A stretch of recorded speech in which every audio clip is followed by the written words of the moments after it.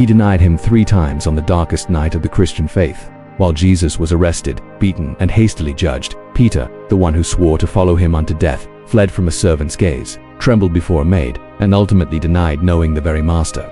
The rooster crowed, and then Jesus looked at him. But what happened after that? Everyone knows Peter's fall, few speak of his restoration.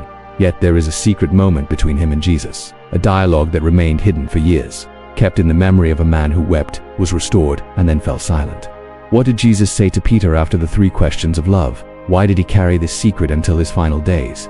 And how can a single sentence completely change the way you perceive forgiveness, failure, and purpose? Get ready to discover the most intimate mystery of an apostle who became the rock of the church, not by being strong, but by being sincere. Stay with us until the end and discover the hidden secret of Peter, what he heard from Jesus after denying him 3 times. Join us as we dive into the journey of Peter, the disciple who fell but was restored, and discover how his sincerity made him one of the most impactful figures of the Christian faith. The sun had not yet touched the waters of the Sea of Galilee when Simon got up. The smell of fish clung to his clothes before the day even began. He loved that sea, or at least he had learned to respect it. This was how he earned his living. Day after day, together with his younger brother Andrew, they had worked together since they were boys, heirs to their father's nets, to the wooden boat, to the calluses on their fingers, and to the hope that always came with each new catch. Simon was not an educated man. He did not know how to debate with the Pharisees, nor recite the Psalms by heart, as some elders did on the Sabbath. But he was a good man, just and straightforward in speech. And when it came to fishing, few knew better the currents of the sea, the unpredictable schools of fish, and the sound of the wind cutting across the rocky shores of Galilee. He was married to a woman named Miriam. Yes, the Bible does not mention her name, but she existed and her presence was a firm anchor amid life's turbulent sea. They had 2 sons, Eliab, the older one, brave like his father, and Micaiah, still small, who showed more fondness for stories than for nets. Although the scriptures do not record them, the silence of the Gospels allows us to imagine the smiles. The sound of little feet running through the modest home in Capernaum, the smell of fresh bread that Miriam baked every morning. It was the time of Caesar Augustus, and Roman rule hung like a heavy shadow over the shoulders of Israel's people. There were high taxes, soldiers patrolling the roads, and many men were weary. Some rebelled, others resigned themselves. Simon merely tried to get by. His greatest aim was to keep his household standing, feed his children, honor his parents, and continue in the tradition of his people. But something in the air was changing. Rumors spread along the shores. A new rabbi, a different sort of man, was preaching with authority. They said he healed lepers, that he forgave sins, something only God could do. They said he spoke with both power and gentleness. Simon listened in silence, washing his nets while others murmured. He had little time for spiritual revolutions. Fish were scarce, sleep was short, and the bills seemed to multiply like sand beneath his feet. And on one of those ordinary days between a frustrating night on the sea and the chore of cleaning dirty nets, everything began to change. He was kneeling, washing the meshes by the shore, when he saw a crowd approaching. That by itself was not unusual. Curious people followed any new development. But there was something different about that group. Their faces were attentive, their eyes open, as though expecting more than mere words. That was when he saw him, a man of ordinary stature, but with an uncommon presence. His gaze was steady, but without arrogance. His eyes, there was something in them, authority and compassion intertwined, as if he saw more than just faces and names. The crowd pressed around him, and upon seeing Simon, he pointed to the boat. "May I use it?" Simon hesitated. It was not the best time. The nets were still wet. He was tired, and who was this man? But there was something in his voice, a tone rarely heard. Simon nodded. They got into the boat and moved a little away from the shore. The man sat down and began to teach. Simon listened without appearing to listen. His eyes were on the sea, but his heart was beginning to stir. The man's words were different. He did not speak like the scribes. His was not a memorized speech. It was as though each sentence pierced straight into his chest. It was as though he was speaking directly to him. When he had finished teaching, the man turned to him. "Take the boat into deeper water and cast your nets." Simon sighed. The man's expression made it clear he was serious. But he was a carpenter, not a fisherman. "Master, we've worked all night, and we haven't caught anything," he said, weighed down by frustration. "But at your word, I will let down the nets." The net dropped, unrolling like hope in the wind, and then a tug strong, another, then yet another. It was impossible. The net was tightening, stretching, creaking, as though about to tear fish. So many fish, more than he had ever seen at once. He called his companions. James and John came running, and both boats nearly sank from the weight of the haul. Simon fell to his knees. "Depart from me, Lord, I am a sinful man." It was not a theatrical gesture. It was a cry of the soul. He knew he was not merely in the presence of a teacher or a prophet. He stood before someone who saw beyond surfaces, someone who looked inside. But the man, who would later call him Peter for the first time, looked at him with both tenderness and purpose. "Do not be afraid. From now on you will fish for people." Simon did not understand. How could he? It was too big, too strange. How could he leave everything behind? His home, his children, Miriam. Yet how could he go on as if nothing had happened? He looked at his hands, the same hands that had so often pulled up empty nets, now trembling in the face of such abundance. He had no idea what was coming, but he knew the sea would never be the same again. But why would someone like him be chosen for something so great? Time passed, and the life of Simon, now called Peter, never returned to the routine of the nets. He walked alongside Jesus, seeing things no eye had ever seen. It was as though the world had gained new colors. The sick rose up, the blind could see. Demons fled at a single word. Crowds followed him. And Peter was there, close to the center of it all. But along with the wonder came inner conflicts. He had questions he did not know how to answer. Who was this man really? He called him Lord, yet sometimes he seemed to be more than that. At other times he seemed so human. He cried, grew tired, needed space. Peter did not understand it all. But what unsettled him most was that Jesus knew him deeply, even the parts he himself wanted to forget. One afternoon, after a long day of teaching, Jesus ordered the disciples to get into a boat and cross to the other side of the sea. He, however, went up a mountain to pray alone. The sea was calm when they set out, but as so often happened, the calm did not last. Clouds filled the sky unexpectedly. The wind began to blow. The oars grew heavy and the water struck the hull with growing force. Night fell thickly and the darkness felt alive as if the sea had awakened with hunger. Peter was used to such storms. He knew what to do, how to keep the boat steady, how to calm the others. But there was something different that night. The storm seemed determined not just to swallow the boat, but the soul of everyone in it. That was when someone yelled, pointing at the sea. There was a figure out there walking on the water. "It's a ghost," they cried in panic. Peter narrowed his eyes, his heart pounding, and then the voice he knew so well cut through the wind. "Take heart. It is I. Do not be afraid." Jesus, it was him. Peter felt something indescribable swell within his chest, an impulse, a blend of faith and madness. "Lord, if it is you, command me to come to you on the water." For a moment, the world stopped. The sea no longer roared. The wind seemed to hush just to hear the answer. "Come," said Jesus. Without thinking, Peter swung his leg over the boat and stepped onto the water, and it held him. One step, another, then another. His heart beat like the drums he heard during festival days in Jerusalem. He was walking on the water, but all it took was a glance at the wind, a distraction, a flicker of doubt, and it all collapsed. Certainty turned to fear. The miracle turned to dread, and Peter began to sink. "Lord, save me," he shouted as the waves rose around his face. Jesus' hand reached him immediately. Strong, firm, secure. "You of little faith, why did you doubt?" Those words struck his soul like lightning. Peter did not know how to respond. He still felt the strength of the hand that rescued him, but also the weight of his own weakness. Silence fell between them as they got back into the boat. The storm ceased the moment Jesus stepped aboard. The sea, now calm, reflected Peter's troubled face. He shrank back in a corner, feeling small. Once again, it was not the wind that toppled him. It was himself, his fear, his doubt, his faith that had seemed so great until it was tested. The others looked at him uncertain what to say. He could only look at himself. He had seen the impossible, and still he doubted. He had been called and nearly drowned. As the stars returned to the sky and the boat sailed on in silence, Peter could not stop thinking about one thing. Would the Master trust someone whose faith was so fragile? The days with Jesus were unpredictable. Peter never knew if he would wake up to a miracle, a crowd, or a persecution. Sometimes it was all of the above in a single day, but one thing was constant.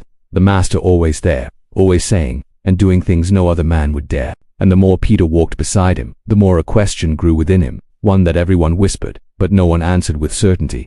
Who was this man truly? They had departed northward, heading toward the region of Caesarea Philippi. It was a place of rocks, caves, and ancient altars raised to pagan gods. There, where Israel's faith was nearly a whisper among the cries of idols, Jesus stopped and looked at the 12. "Who do people say that I am?" The disciples looked at one another. The question had lingered many times, but never so directly. "Some say you are John the Baptist," one said, others Elijah, another added, "or maybe Jeremiah or one of the prophets," James concluded. Jesus listened patiently. His eyes, however, were fixed on Peter. Then he asked the question that would change everything. "But you, who do you say I am?" Silence fell like a blade. Peter felt his heart race. Something within him wanted to burst out. Something he himself could not explain. His hands sweated. The air seemed heavier. Then he spoke. "You are the Christ, the Son of the living God." The words came out forcefully, but without pretense. It was as if they escaped before he even thought them. When he was done, there was a moment of astonishment among the others. No one had ever said that aloud before. Jesus smiled, not just any smile. It was one of recognition, of tenderness. He drew near to Peter and, in a voice sweet yet firm, declared, "Blessed are you, Simon, son of Jonah, for flesh and blood did not reveal this to you, but my Father in heaven." Peter took a deep breath. He felt a strange warmth course through his body. It felt good, right? But Jesus was not finished. "And I tell you that you are Peter, and on this rock I will build my church, and the gates of hell will not overcome it. I will give you the keys of the kingdom of heaven." Those words hung in the air like invisible trumpets. Peter's eyes widened. He felt as though the weight of heaven had been placed in his hands. Keys to the kingdom of heaven. "I will build my church." He did not understand it all, but the impact was profound. Jesus, the Master, the one who healed with a touch and spoke like no other, had just entrusted something sacred to him, to the one who was afraid, who sank, who was just a fisherman. The other disciples murmured, amazed and confused. Peter looked at the ground, trying to comprehend. He was now a rock, a foundation. How could that be? He could not even control his own impulses. He still felt small under the Master's gaze. But Jesus had spoken. He had chosen. And the words echoed in the depths of Peter's soul, mingling with doubts and a timid hope. Later that same day, Jesus began to talk of strange things: suffering, rejection, death, and resurrection. Peter, still with his mind full of words about church and kingdom of heaven, could not bear the thought of his Master suffering. "That shall never happen to you, Lord," he said, pulling him aside. But Jesus, with a steady gaze, replied with words that cut him deeply. "Get behind me, Satan. You are a stumbling block to me." The same one who called him a rock now said he was a stumbling block. Peter felt confused, small again. His mouth, which had confessed the Christ, was now rebuked as though it belonged to the enemy. What had happened? How had it all changed so quickly? As the group carried on, Peter lagged a few steps behind. The wind whistled through the caves of Caesarea, howling as though it knew things he had yet to learn. But Peter still did not understand the weight of that promise. Before continuing, we ask for your collaboration. Subscribe to the channel and leave a like on this video to bless us and help us keep sharing transformative stories from the Bible. Now, let's move on to the remarkable steps of Peter.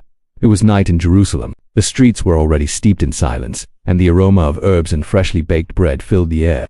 In an upstairs room of a borrowed house, 13 men gathered for what at first appeared to be just another Passover feast. But Jesus' heart was heavy. His eyes, darker than usual, carried a silent sorrow, like one who knows time is running out. Peter looked around. He knew these men. They had walked together, eaten together, cried and laughed together. For 3 years, James and John always close. Matthew, the tax collector, now as much a brother as the others. Judas, silent, his eyes avoiding everyone's, and Jesus, so present, yet so strange that night. The table was set with bitter herbs, wine, and unleavened bread, ancient symbols of deliverance. But Jesus seemed elsewhere, as though he heard voices no one else could. Peter tried to hide his uneasiness. He still did not understand why they had come to Jerusalem in such a tense time. Everything seemed on the verge of collapse. Suddenly, without warning, Jesus stood up. He removed his cloak, took a towel, and wrapped it around his waist. Silence. They all stopped chewing. Peter frowned. What was he doing? Jesus filled a basin with water and knelt. He began to wash the disciples' feet one by one, calmly, silently, like a servant, like the least among them. Peter froze. "No, Lord, you shall never wash my feet," he said firmly, pulling his feet back. Jesus looked at him, and although his voice was gentle, it carried the weight of eternity. "If I do not wash you, you have no share with me." Peter swallowed hard. Those words cut deeper than any rebuke. "Then wash my hands and my head as well." Jesus smiled tenderly, like a father with a child trying to show more devotion than he truly felt. Whoever has already bathed needs only to wash his feet and is completely clean. Peter did not understand all of it, but he understood enough. Jesus was doing something far greater than a mere act of hospitality. He was teaching, showing that the greatest among them would be the one who bowed down. And Peter, always impulsive, always the first to speak, remained there, silent, as he felt the warm water flow over his dirty feet. After washing their feet, Jesus returned to the table. The atmosphere was heavy, as though the air had been sucked out of the room. "One of you will betray me this night," he said. They all looked shocked. Tension hung in the air. Peter signaled to John, who was beside Jesus. "Ask him who it is," he whispered, uneasy. John leaned over, but Jesus did not reveal any names. He simply said he would do so by giving the piece of bread dipped in the dish, and then he gave it to Judas. Their exchange of looks was brief but eternal. Judas left and the night swallowed him. Silence continued its reign until Jesus turned to the disciples and said, "You will all fall away because of me this night." Peter reacted at once. His chest swelled with courage. "Even if everyone else stumbles, I will never stumble." Jesus looked at him with sweetness and sorrow in his eyes, like someone who sees what the other is not ready to face. "Peter, this very night before the rooster crows, you will deny me 3 times. Peter's world shook inside him. How could that be? Deny the Master, the one who walked on water, the one who rescued him from doubt. the one who called him a rock. "Even if I have to die with you, I will not deny you," he insisted, his voice trembling with certainty. But Jesus did not reply. He just held Peter's gaze, and in that gaze was something Peter would never forget. Silence settled over the table. Bread was broken, wine was passed, but the flavor of the night had changed. Yet Jesus looks into Peter's eyes and says, "Before the rooster crows, night in Jerusalem felt darker than any other." The aroma of wine and herbs from the supper still lingered in Peter's memory, but everything was different now. The tone of Jesus' words, the exchanged glances, the charged atmosphere, something was about to happen, and Peter felt it in his very bones. They had left the upper room and walked in silence to a place called Gethsemane, a garden hidden among ancient olive trees where the Master often prayed. But on that night, there was something different in his demeanor. Jesus did not smile. His eyes were distant. His breathing was heavy. "Sit here while I go over there to pray," he said to the disciples. But he took Peter, James, and John with him, his three closest companions, the three who had witnessed the transfiguration on the mountain, the three who knew a bit more than the others. "My soul is overwhelmed with sorrow to the point of death. Stay here and keep watch with me." Peter nodded, though he did not understand the depth of that sorrow. He had never seen Jesus like this, vulnerable, fragile, almost human. Jesus moved a little further away. Peter watched him kneel, shoulders slumped as if carrying the weight of the entire world. Then he heard his voice choked with pain. "My Father, if it is possible, let this cup pass from me, yet not as I will, but as you will." Peter tried to stay awake. He fought against fatigue, but his eyes felt like lead. His body betrayed his spirit. His head drooped and sleep overtook him. When he awoke, he jumped at the sight of Jesus standing before him. The Master's expression was sad and disappointed. "Could you not watch with me for 1 hour? Watch and pray so that you will not fall into temptation. The spirit is indeed willing, but the flesh is weak." Peter tried to make excuses. He mumbled an apology, but Jesus was already walking away again. He knelt once more, and once more, Peter fell asleep. He was awakened by the same voice, now firmer. For a second time he had failed to watch, and for a third time as well. Sleep seemed to mock his resolve. But then Jesus stood, his eyes resolute. "Rise, the hour is at hand. The Son of Man is being betrayed into the hands of sinners." Peter leaped to his feet, eyes wide. Beyond the olive trees, torches flickered in the darkness. Soldiers, armed men, and leading them, Judas. The betrayal was silent. A kiss on the cheek, a faint greeting, and then chaos. Peter did not think. Rage filled his chest. Fear exploded into action. He drew his sword, and with a swift move cut off the ear of one of the high priest's servants, Malchus by name. Scream tore through the night. Blood flowed. The soldiers panicked. But then, like a wall between two worlds, Jesus stretched out his hand. "Enough, put your sword away," he shouted firmly. Peter froze. "All who draw the sword will die by the sword. Or do you think I cannot call on my Father and he will at once send more than 12 legions of angels?" Then tenderly he touched the wounded man's face and healed him. Peter let his sword fall to the ground. Metal clanged against the stones of the garden. His heart pounded. He did not understand. He fought for Jesus and was rebuked. He was protecting him and got corrected. Everything felt out of place. The soldiers advanced. They arrested Jesus. The disciples stepped back. They fled. Peter hesitated for a moment. Then he ran like a frightened boy. Ran as though the shadows of the garden would devour everything he thought he knew. But the weight of Jesus' gaze, that final look before he was taken away, would not leave his mind. It was as if it said, "Not by force.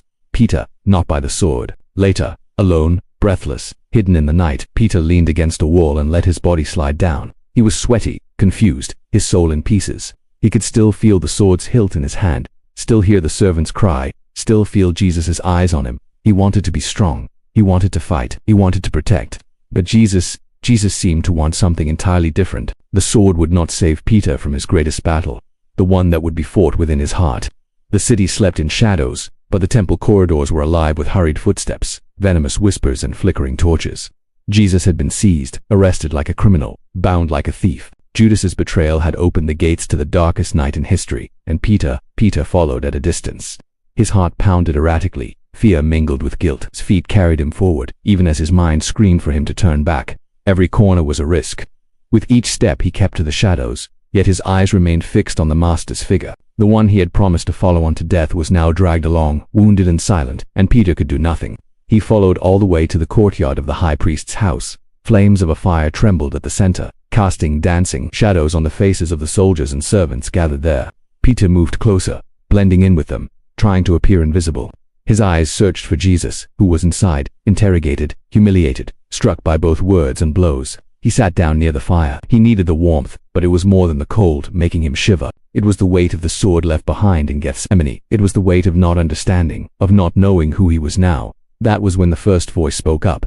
A young maid with keen eyes pointed at him in surprise. This man was also with him. Peter froze. He looked around. All eyes turned on him. The fire seemed to blaze brighter. The words tumbled out before he could think. "Woman, I do not know him." The sound of that denial reverberated within him like the snapping of a tow rope, but no one said anything. People resumed their conversations. The danger seemed past. A few minutes later, another man eyed him with suspicion. He furrowed his brow and spoke loudly. "You two are one of them." Peter raised his hand, hastily, denying it. "Man, I am not." His words cut through the air. The denial came more firmly, more desperately. Peter's chest burned. Sweat trickled down his neck. He tried to drift away, to blend in further, but it was too late. Before long, a third, a relative of Malchus, the man whose ear had been cut off, approached. He recognized Peter at once. "I saw you with him in the garden." Peter exploded. Fear turned to anger. Shame turned to fury. And in a trembling voice, perhaps shouting to convince himself even more than them, he exclaimed, "Man, I do not know what you're talking about." And at that exact moment, the rooster crowed. The sound sliced through the night like a sharpened blade. It was not merely a crow, it was the echo of a prophecy, the reminder of a broken promise.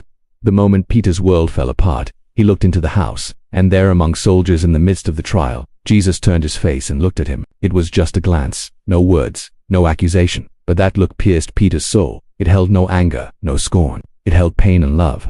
A love so profound, so true that every defense Peter had raised crumbled like dust in the wind. He rose suddenly, tripping over his own feet, and ran from the courtyard. No one tried to stop him. Now the night belonged to him alone, and the memory of the rooster of that look would follow him forever.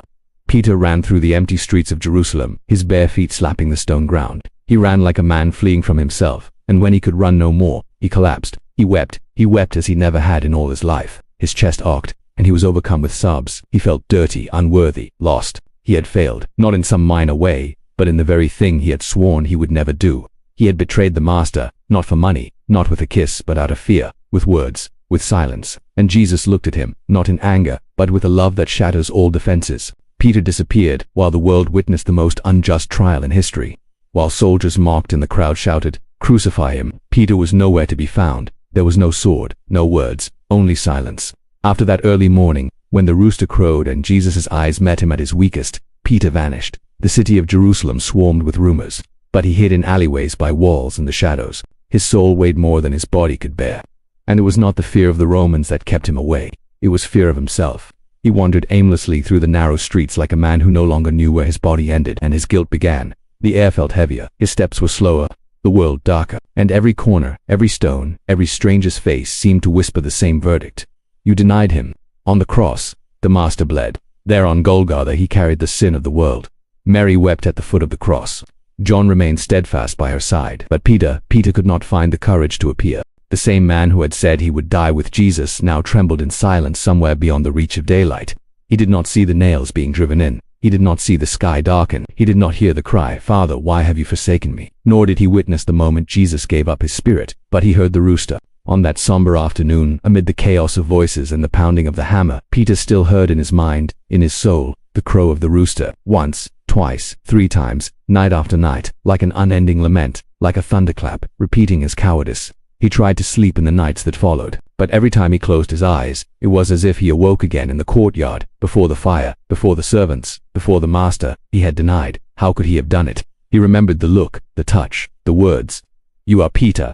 On this rock, I will build my church." But what sort of rock crumbled at the first gust of wind? What kind of stone shatters under the weight of shame? He felt weak, broken, filthy inside. The strong, impulsive, courageous fisherman, now just a shadow of himself. He walked as though chained by invisible shackles.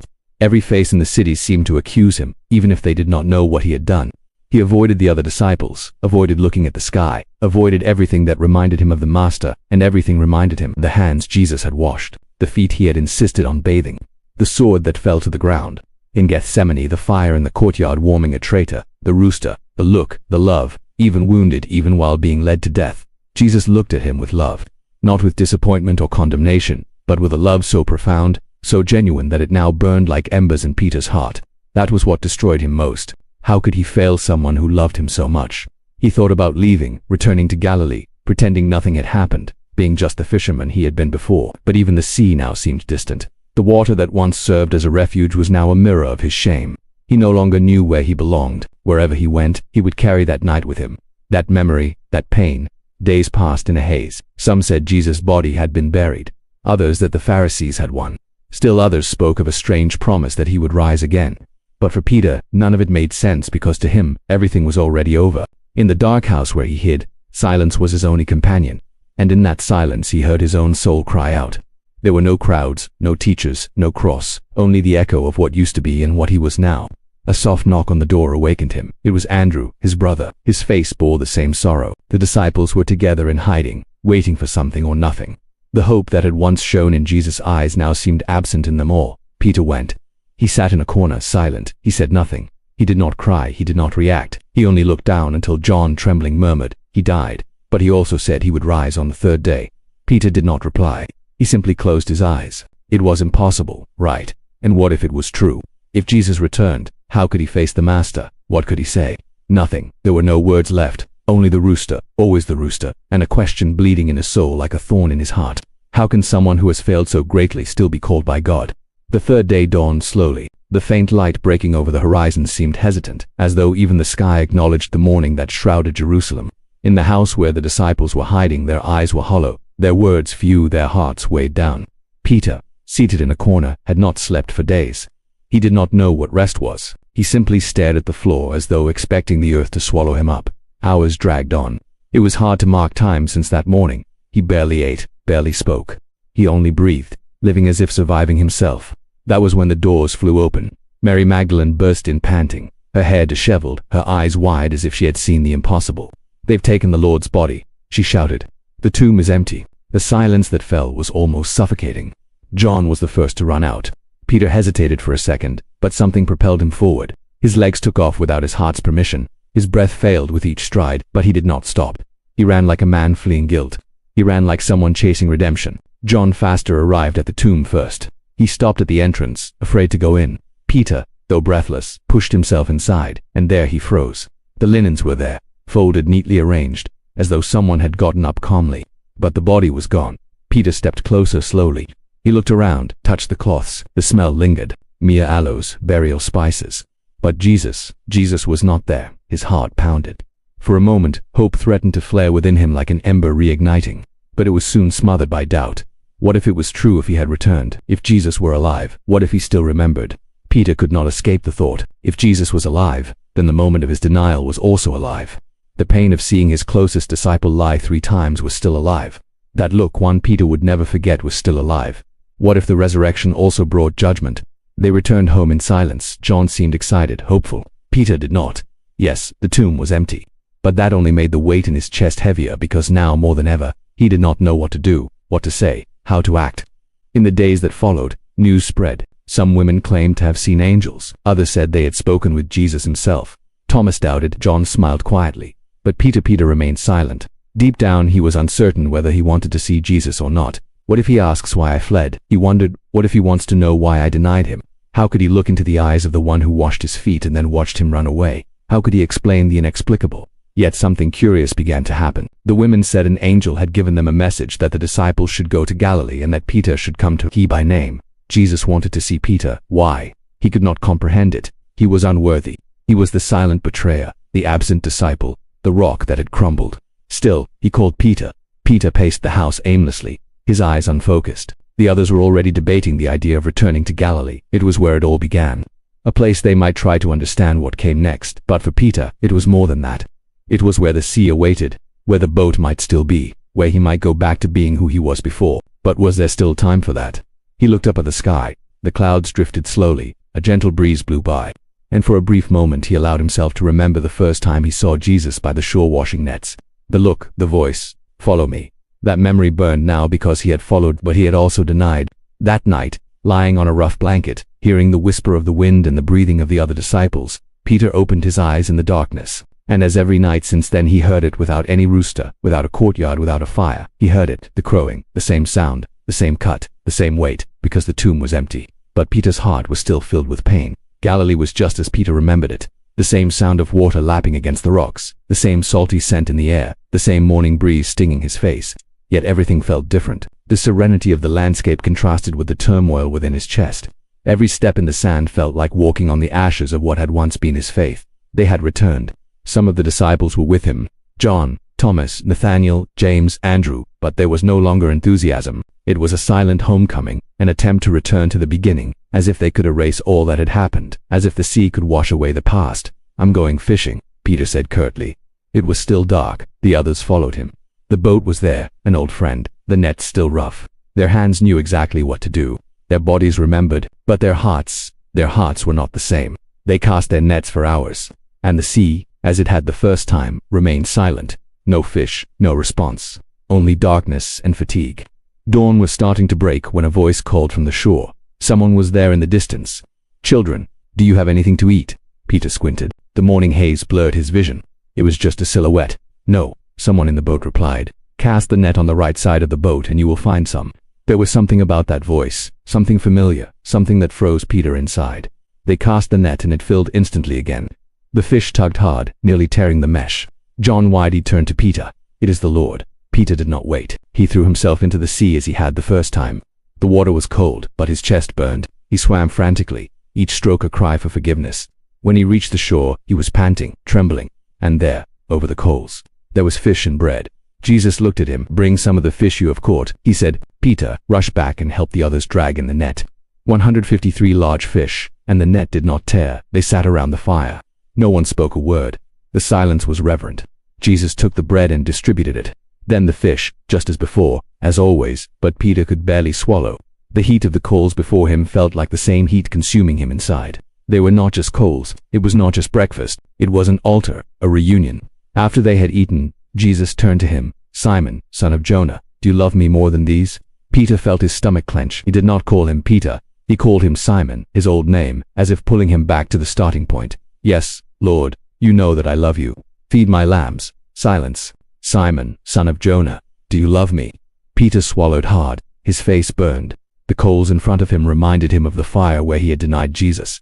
"Yes, Lord, you know that I love you, shepherd." More silence. "Simon, son of Jonah, do you love me?" Peter trembled now. His voice faltered. His eyes welled up. 3 times. 3 questions. 3 answers. 3 open wounds, each being touched in turn. He lowered his head.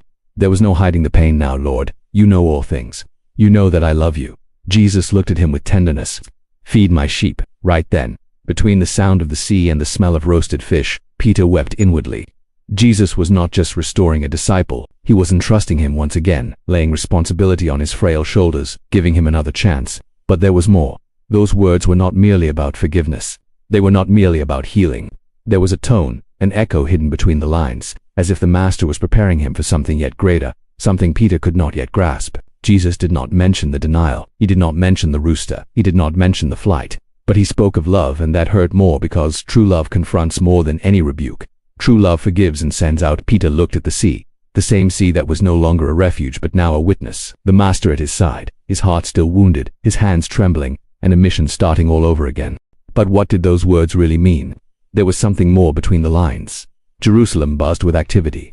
It was the Feast of Pentecost, one of the greatest Jewish celebrations. The streets were filled with mingling voices, all kinds of faces, merchants carrying baskets of dates, pictures of wine, and spring-harvested wheat.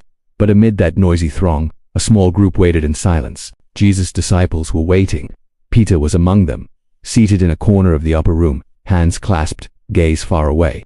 The same man who days earlier dove into the water to reach the Master on the beach was now diving into himself. Jesus' words before ascending still echoed, "Stay in Jerusalem until you are clothed with power from on high." They waited. That was all they knew to do at that moment. A mix of expectancy and fear stirred in Peter's heart. The Spirit was coming, Jesus had promised, but how, when, and why him? Why still trust the one who had failed? Peter's heart was torn between hope and the memory of his guilt. In the hours that dragged on in that upper room, doubt crept closer. The questions came like the wind. Am I still worthy? Did he choose me by mistake? But between those questions, something new began to sprout, a different kind of trust, no longer based on his own strength, but on the promise. And then it happened. It came without warning. First, a sound. It was not thunder, not the voice of men. It was like a wind, but it did not shake the windows or bend the trees. It was as though it blew inside of them. Then fire, not fire that consumes, but light that warms, that cleanses, that seeps through their pores and touches their souls. Tongues as of fire rested upon each one of them. Peter felt it.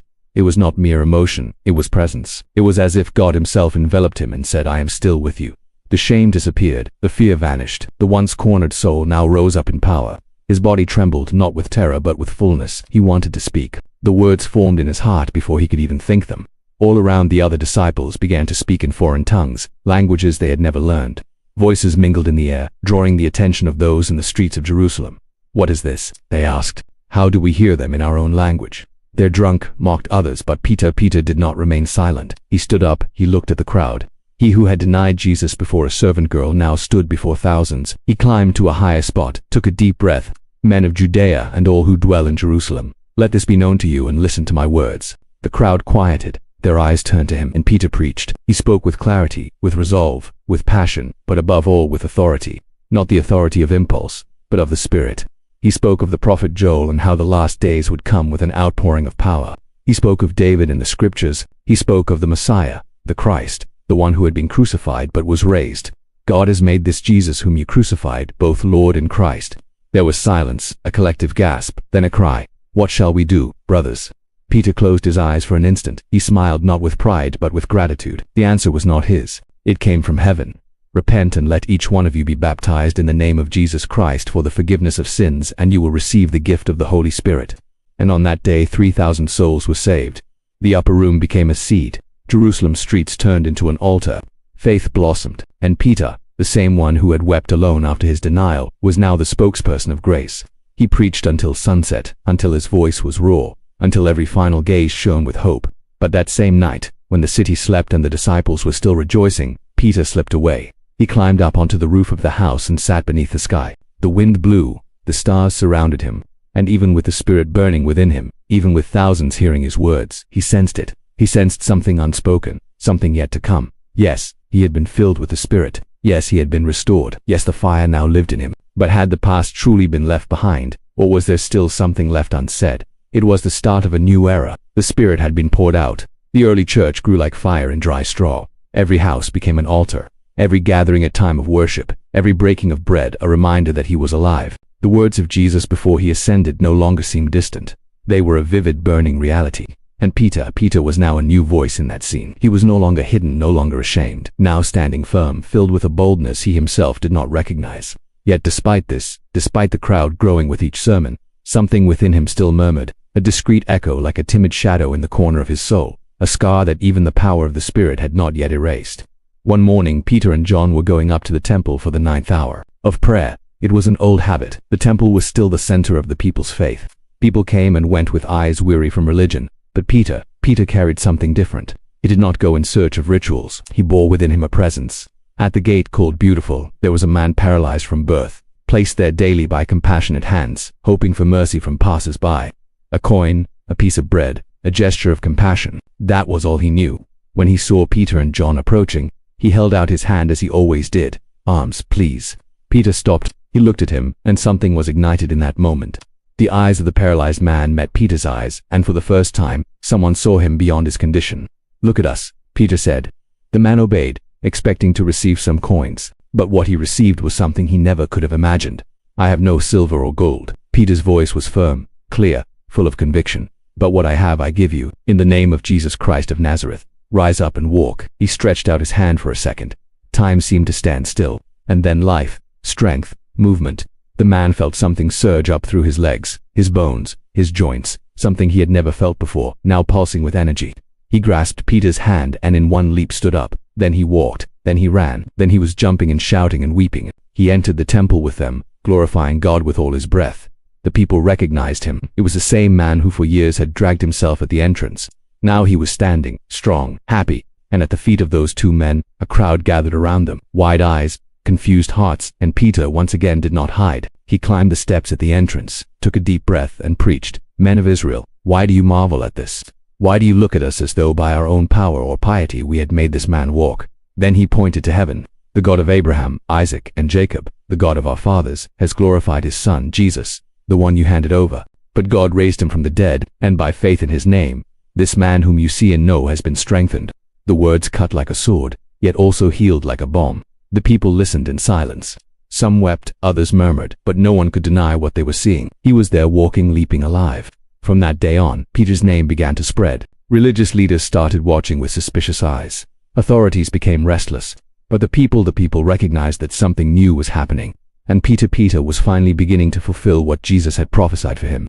He was the rock, the one who sank, who denied, who wept, now standing firm. And when he returned home that night, exhausted from the crowds, still picturing the paralytic running in his mind, Peter sat down alone. You heard the footsteps of the other disciples, their prayers, their songs, but deep down in the very depths, there was still a voice, a memory, a name echoing with tenderness and pain.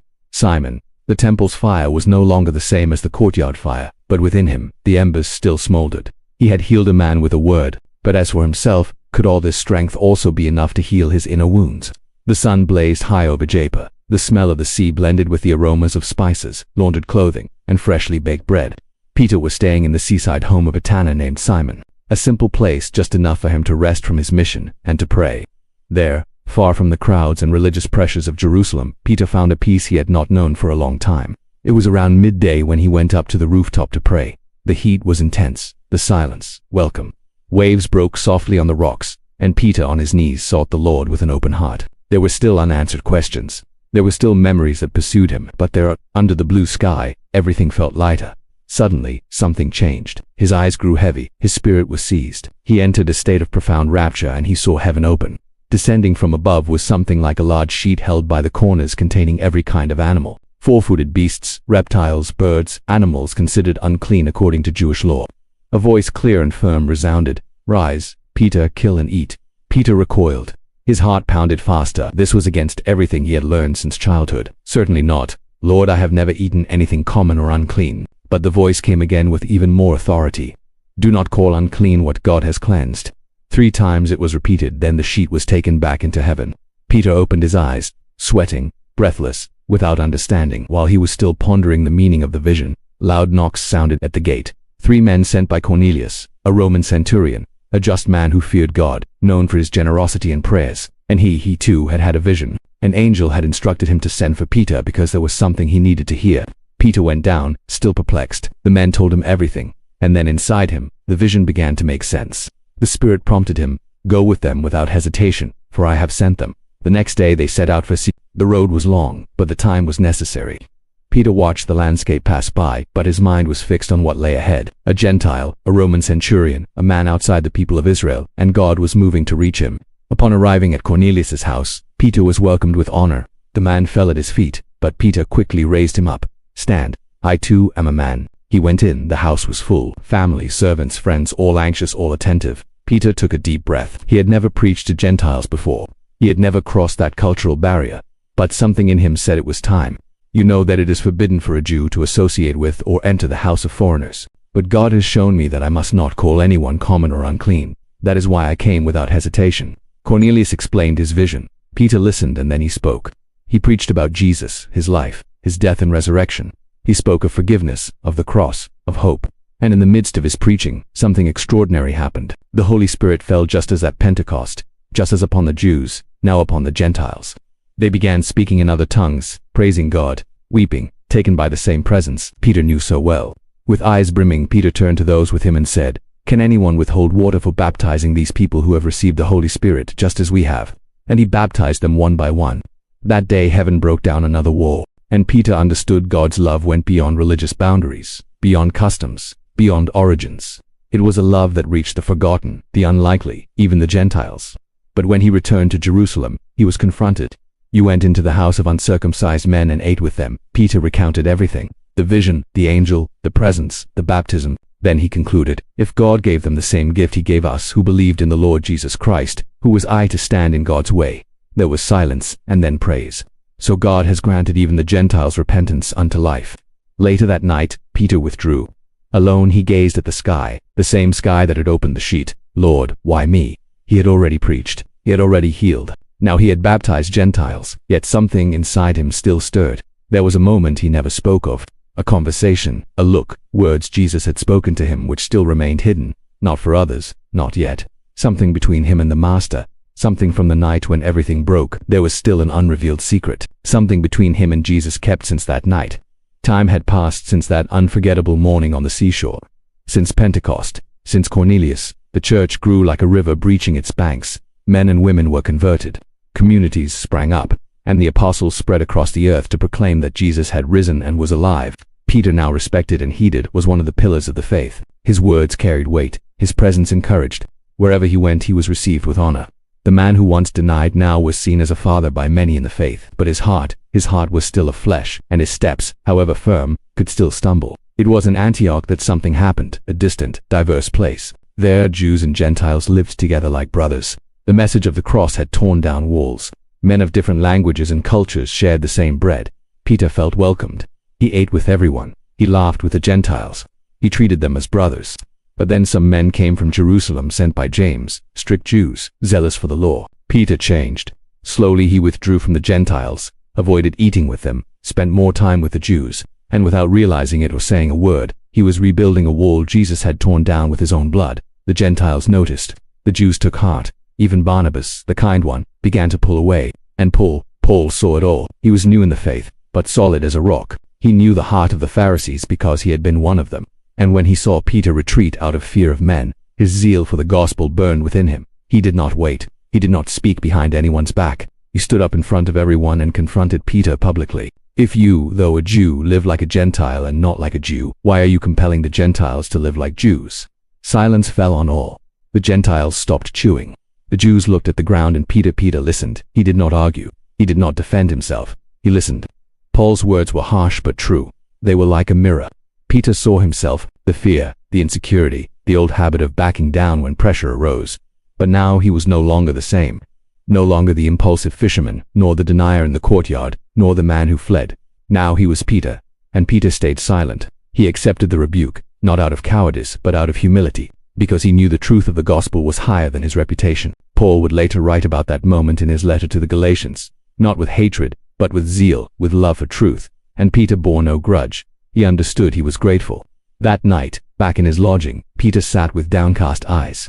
He knew he had erred, and even though forgiven, strengthened, filled with the Spirit, he still stumbled. He was still human. The disciples respected him even more, because acknowledging a mistake before everyone is not weakness, it is strength. But something moved in Peter's heart. After they all slept, he withdrew, walked alone through the dark streets of Antioch. The city was quiet, but his soul was not. He sat on a stone and lifted his eyes to the starry sky. Paul's voice still echoed, but louder than Paul's. There was another voice, older, sweeter, more penetrating. Peter, do you love me? That question still followed him, even after the fire, even after the fire, even after the Spirit, even after thousands were saved. He closed his eyes. He did not weep, but he felt, because despite the restoration, despite the new beginning, there was a subtle weight, a memory that neither time nor miracles nor healings had erased. Something between him and the Master. Something from that night by the fire still not fully revealed. He was no longer the same. But why was there still a weight on his heart? Age arrived like the chill breeze of morning. Slowly yet surely. Peter's hair bore strands of silver, and his steps were slower than in the days of long journeys. He was no longer the fisherman who had abandoned his nets on the shores of Galilee, nor the impetuous man who drew his sword in Gethsemane. Time had taught him a different kind of strength, the strength of faith that endures life's pains. Now in his maturity, Peter no longer ran through Jerusalem streets. He no longer climbed improvised pulpits or saw throngs gathering to hear him with shining eyes. The setting had changed. Persecution had intensified. The Roman Empire tightened its grip. Christians were accused of rebellion, atheism, treason. The cross that once was a symbol of shame now marked them with honor and with blood. Churches were scattered throughout Asia Minor, Cappadocia, Bithynia, Galatia, Pontus, men and women hiding in caves, in simple homes, in distant forests. They met at night in silence, sharing bread and whispered psalms. They were persecuted, scourged, imprisoned, killed. Yet they did not give up because the flame kindled at Pentecost still burned. And Peter knew he needed to speak to them. It was time to write. He sat before the scroll. The ink was dark. The quill trembled a bit in his aging fingers, but his heart beat with the same fire as before. Peter, an apostle of Jesus Christ, to the elect exiles scattered throughout the world. The words flowed not as an authoritative speech, but as the confession of a brother, a father who now wanted to embrace with letters those he would never see face to face. He wrote of suffering, not as a theorist, but as someone who had wept alone in the midnight of betrayal. He wrote of hope, not as utopia, but as the certainty of one who had seen the empty tomb. He wrote of future glory, not as poetry, but as promise. Beloved, do not be surprised at the fiery trial when it comes upon you to test you, as though something strange were happening to you. Peter knew what fire was. He had been too close to a fire on a cold night in front of servant girls and soldiers when his own voice shook. Now, as he wrote, he did not hide suffering. He did not sugarcoat reality, but he pointed beyond it. And after you have suffered a little while, the God of all grace will himself restore, confirm, strengthen, and establish you. He remembered the Master's words, those mornings on the lake's shore, the hand that reached out when he was sinking in the water, the voice that called him rock even when he felt like sand while writing the second letter. The certainty of his nearing death was ever present. He himself said so. I know that the putting off of my body will be soon, as our Lord Jesus Christ has shown me. 2 Peter 1:14. But there was no fear in his words. There was peace, like someone who had already made peace with his own story, like someone who knew eternity was not a concept, it was an appointment. He spoke firmly against false teachers. He warned about mockery.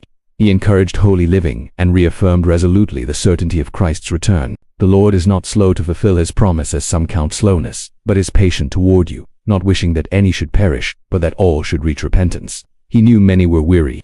Some had been imprisoned. Others had been put to death before their families. Many felt fear as he once had. Therefore, every word was written as seed, every sentence a balm, every chapter a letter of hope addressed to suffering. But there was something he did not write, something he kept to himself, something he still did not dare share, because despite everything, there was an unspoken secret, something he had experienced, but whose time was not yet. Each time his quill touched the parchment, he remembered that night on the shore, the fire, the fish roasting, and the thrice-repeated question, Peter, do you love me? And the answer, you know that I love you. And the final words, feed my sheep. Peter now understood the weight of those words. He was living it. Each letter, each teaching, each pain, each act of care was the obedience to that command. But to what came afterward? What else was said there in that moment when only he and Jesus shared the breeze, the coals, and forgiveness? There was something Peter heard and never told anyone, but in every line, an echo of what he heard that night by the sea, a secret he still did not dare reveal. The end had come. Peter knew it, not because of new pains in his weary body, nor because of the cold shackles on his wrists. He knew because the spirit that once descended like fire still dwelt within him, and now whispered softly as if saying, it's time to go home, Rome, the capital of the world. Pulsed beyond the prison walls. Carriages rattled by, soldiers marched, citizens argued, but within that damp, cold stone cell, time was different, slower, more sacred. Peter sat against the wall, his face marked by time, his hair white with age. His hands no longer had the strength they once did when he was a fisherman, but his heart beat clearly. There was no more room for hurry. Each breath was a prayer, each memory a seed, each silence an invitation to eternity. He looked at the sky through a small gap in the stones. At night, he saw the stars, and whenever he looked at them, he went back in time. He returned to Galilee. He returned to the sand under his feet. He returned to the roar of the waves. He returned to the glowing fire, the smell of fish roasting, and the serene face of the Master before him. It was there, in that silent, intimate encounter, that everything changed. After the resurrection, Jesus did not seek Peter to accuse him. He did not charge him. He did not point a finger. He simply prepared some fish and asked, Simon, son of Jonah, do you love me? Peter answered with what remained in him, Yes, Lord, you know that I love you. And Jesus carried on a second time, Simon, son of Jonah, do you love me? Peter felt the pain those words bore, but he answered, Yes, Lord, you know that I love you. Then a third time, Simon, son of Jonah, do you love me? There Peter broke. His heart shattered like clay in a potter's hands. 3 questions, 3 answers, 3 wounds being tended, 3 denials redeemed by love. But it was what happened afterward that became the secret, what no one else heard, what he guarded all his life, what he never told the other apostles or put in the letters he wrote to the persecuted churches. Jesus drew closer. He bent down, bringing his face near. Peter felt the heat of the coals, but it was the warmth of Jesus' gaze that melted him inside. And the Master whispered, Peter, I see your heart. That short phrase struck his spirit like a ray of light. Peter had not been chosen for his wisdom, nor for his strength, nor for his steadfastness. He had been chosen because he loved, because he was genuine, because even when he erred trying to do right. Jesus continued, People look at the outward appearance, but I see what's inside. As my father said to Samuel, man looks at the outward appearance, but the Lord looks at the heart. 1 Samuel 16:7. Peter remembered that he wept not out of shame but out of relief. He who had felt so unworthy now knew Jesus knew him, not by his words but by his essence. You are a rock, Peter, Jesus said, smiling, but not because you are strong, rather because you are sincere. From that day on, Peter lived under a new weight, not one of condemnation, but of responsibility. He knew his mission was not to prove anything to the world. It was to be faithful to the one who looked at him and saw truth. For years he kept that moment as a treasure. It was a secret between him and the Savior, a secret that sustained him at Pentecost, that gave him the voice to heal thee at the temple gate, that kept him standing when Paul corrected him, that gave him peace when he wrote to the persecuted churches. Now in a Roman cell, Peter felt it was time to tell. And there, among cold stones and heavy silence, he murmured toward the sky, I was fully loved. The Lord saw my heart. The guards would soon come.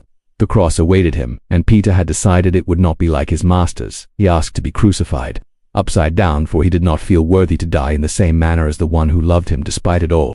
He closed his eyes. The wind passed through the cell's gap.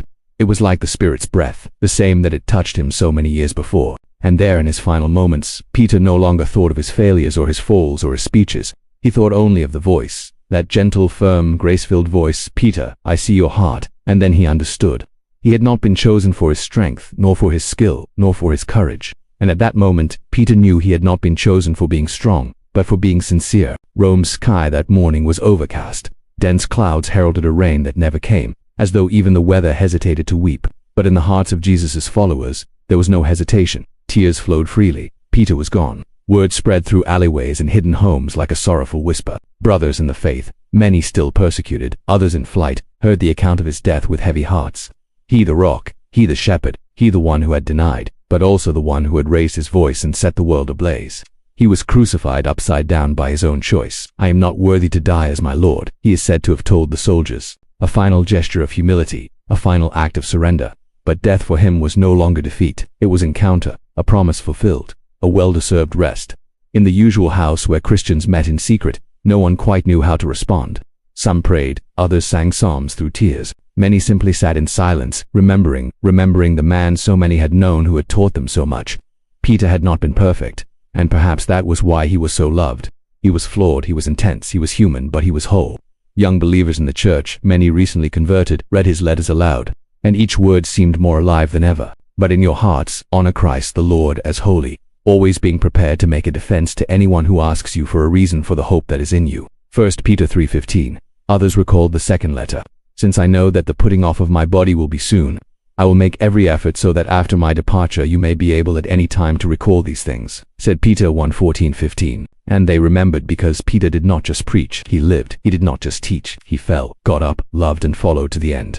In Galilee, families who had never seen him in person were already baptizing their sons with the name Peter in Judea. Elders told stories of when they heard him preach with fiery eyes. And in Rome, even where he was killed, his voice still echoed in every catacomb, in every whispered prayer in the dark. Yet there was more. Something the brothers now understood clearly. Peter had carried a secret to the end, something he finally disclosed in his final days. It was not a doctrine, it was not some mysterious revelation. It was a truth, simple and profound. On that morning by the sea, after denying Jesus 3 times and being restored, Peter had heard a phrase that would shape the rest of his life. Peter, I see your heart. Those words which he guarded like a jewel now passed from mouth to mouth, like a live coal igniting other hearts. Because the world has always prized the strong, the wise, the eloquent. But Jesus looked beyond that. He saw the heart. And there, in that point invisible to man, he built his church. The persecuted Christians finally grasped it. It was not temples that sustained their faith, nor strategies, nor speeches, but sincere hearts.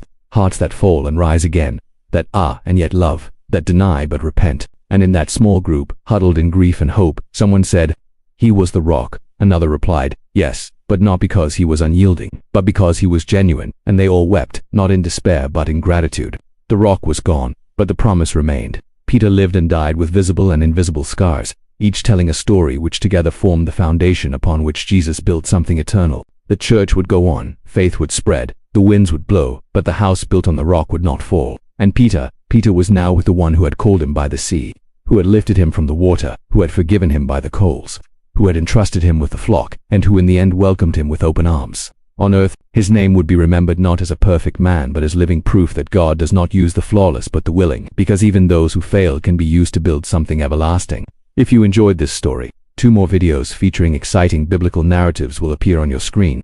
Click to watch them, subscribe to the channel, enable notifications, and leave your like. May God bless you and strengthen you just as he did with Peter.